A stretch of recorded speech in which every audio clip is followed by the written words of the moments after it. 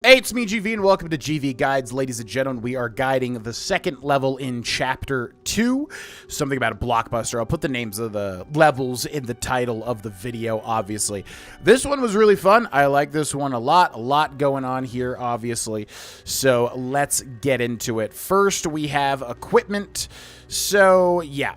Basically, you figure out that this guy in this car here is Augie whatever, which we'll go over when we get to names, but so he had a whole plan. So disguise my identity, need a costume, need to dress as the alien to get in and out of the drive-in, bring enough money, get the staff out of the way with a distraction, pack wire cutters because he wanted to cut the power here. They may search people's bags, so I'll hide my spoils in plain sight, bring paint, which will, come into play later. And then if you take a look at the car here, it's got a can of blue paint. So yeah, the guy in this car here, set up this whole plan. Pretty easy. Then we go to names, which was just basically a lot of, going around grabbing people's names from hearing conversations and stuff. Andy Lemons from the power thing. He services the power or whatever. So you can see A. Lemons, and somebody refers to him as Andy. Doug Baxter. I think somebody refers to Doug Baxter down here. Maybe he refers to himself. Beck Mason over here. I think she literally refers to herself in the third person. Nobody listens to Beck Mason. Then we've got Mike Lendl, who is referred to in a note right here. These two people talking. This guy is referred to in a note. Then we've got Jenny Chen as well, I think also referred to in a note. And a lot of these names you find in the costume contest note. Then we got Champ Vincent, who's driving the getaway car or whatever. He corrects Augie and says that he's Champ, and that also his license plate says Mr. Vincent. Then we've got Augie Tamine, which was tricky. Yeah, this guy here, Augie Tamine, and that's because he is banned. If we take a look in here, you can see that Augie Tamine banned for life. So you figured it was him because he had the plan. Then we have Annie Kishimoto because she's referred to in the costume contest as there's a pun about hooks, and she's got pirate hooks.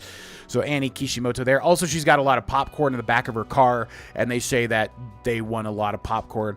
Then we got Laura Parker, who is with Annie Kishimoto, I believe, and she's just referred to a couple of times in certain conversations. And then Tom Powers here, who is in this car here. And I forget exactly how you figure out that this is Tom. It might be the costume contest. Again, a lot of the stuff is in the costume contest, which is here. Yeah, Tom Powers, super scary, sharp teeth. I thought I saw a better version of this character, which would be Augie.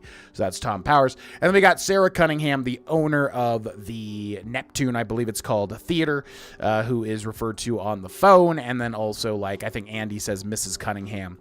So that is all the names there.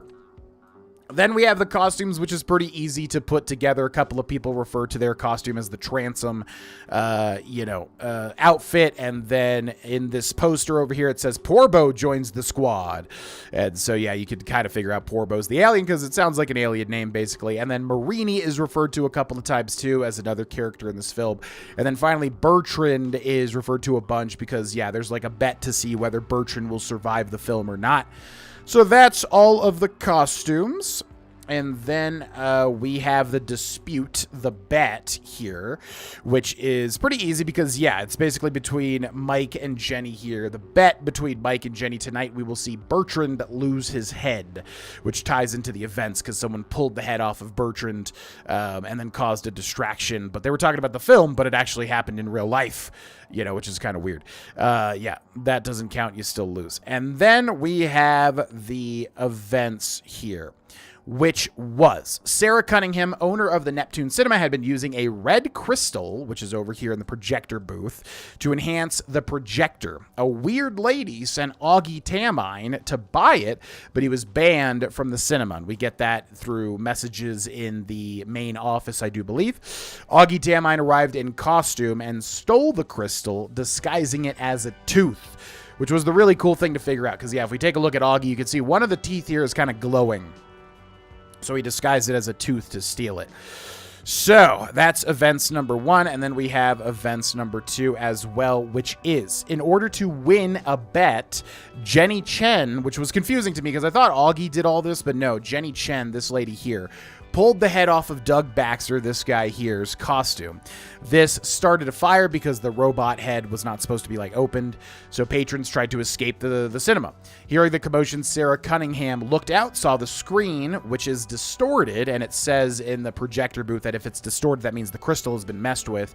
And realized somebody must have taken the crystal. She then caused a car crash while attempting to block the exit because she knew someone was trying to steal the crystal, so she's blocking it here. So really cool little scenario here. I like this one a lot. I hope this guide helped. Thanks so much for watching. I'll see you in the next one. Bye-bye.